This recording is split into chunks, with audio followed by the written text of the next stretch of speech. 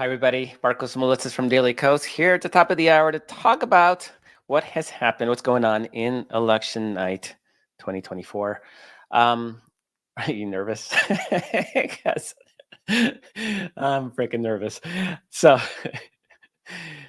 sort of setting the stage. There's right now we still don't have any calls in any of the key states, any of the battleground states. We did get West Virginia as a Republican Senate pickup. We knew that was going to happen. Joe Manchin retired. He was going to lose anyway. So Republicans have picked that up. It's a 50-50 Senate right now. It's a difficult map for Democrats. So our ability to hold it is tenuous at best.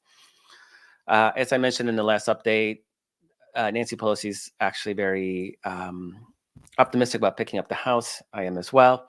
We'll see how that's going pretty soon. But sort of the big trend that seems to be sort of shaping up in this first hour and change of vote counting is that Democrats are doing very, very well in suburban districts, and Republicans are doing very well in rural districts.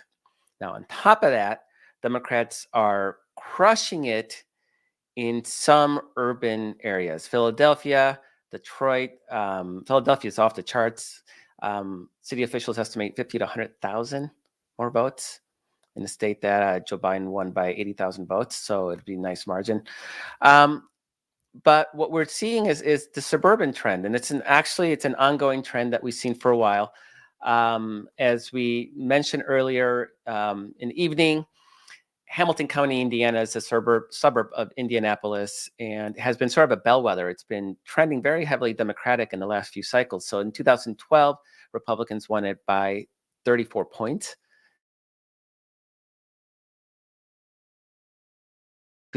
Trump won it by 7.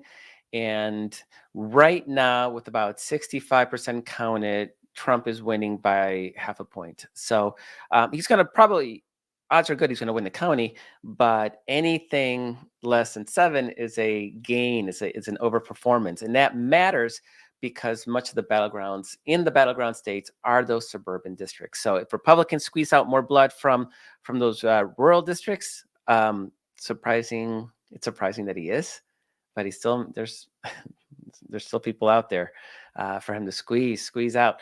But that is more than offset by the suburbs, which have a lot larger population. And if the urban districts, cities like Atlanta and Madison and Milwaukee and Detroit and the Research Triangle in North Carolina, if they can hold their 2020 votes, then we're in good shape. But as of now, it's still too early to really, really get a good sense if how much those trends in Hamilton are really translating to other battleground states. So the big sort of news is that locations in Georgia and Arizona voting locations in Democratic precincts are being shut down from bomb threats called in by Russia. So this is true election interference. It's really funny, not in a haha funny, but a ironic funny that Trump is railing against so-called cheating in Detroit and Philadelphia, which doesn't exist.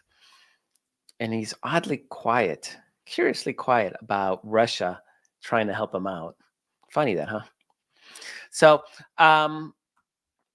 in Georgia, Secretary of State Brad Raffensperger has predicted or has said that a record 5.2 million people voted. That is 300,000 more than in 2020. And he also said that the bulk of that voting growth is in the Atlanta suburbs. And those are the very heavily Democratic and increasingly Democratic part of the state. That is a reason that Joe Biden won the state in 2020. It's the reason we have 2 Democratic senators, is because of heavy turnout and the shifting demographics in what used to be heavily, solidly Republican suburban counties. That has changed, and that's a lot of the growth. Now, the state has grown by 500,000 people in the last 4 years. It's a popular destination, and it looks like they're landing in those Atlanta suburbs. So again, that bodes well. The early vote, still too early to really get any sense of what's happening in Georgia. In an hour, we'll have a better sense. Georgia actually counts pretty quickly.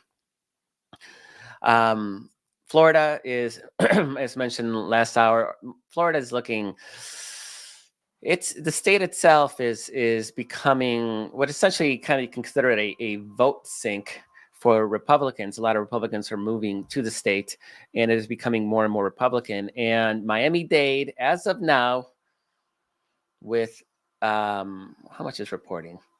Um, I don't know, by half reporting, Miami-Dade right now, Trump is winning Miami-Dade.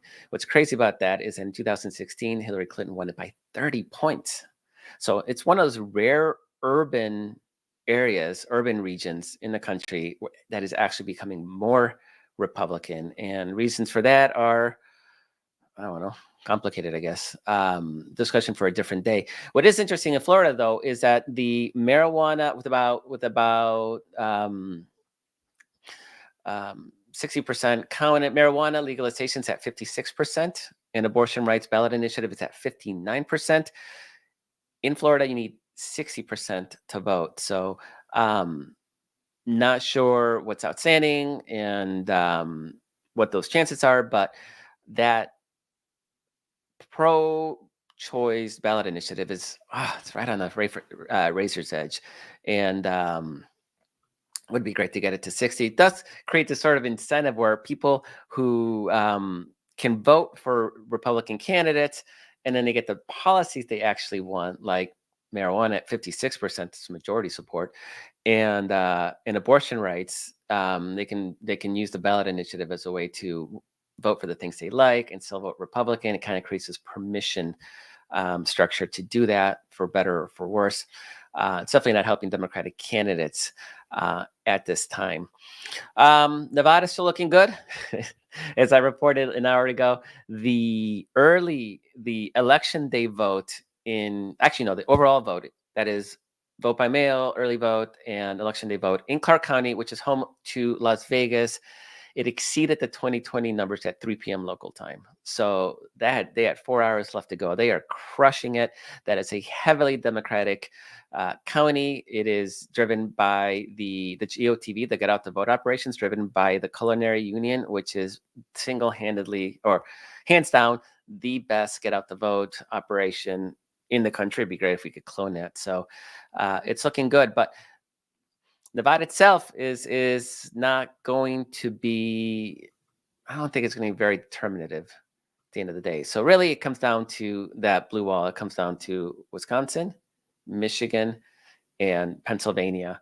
And as long as Harris can win those three, she wins. It'd be nice to win more states to get a little bit of a cushion in that electoral vote and make it harder for the Supreme Court to steal the election. But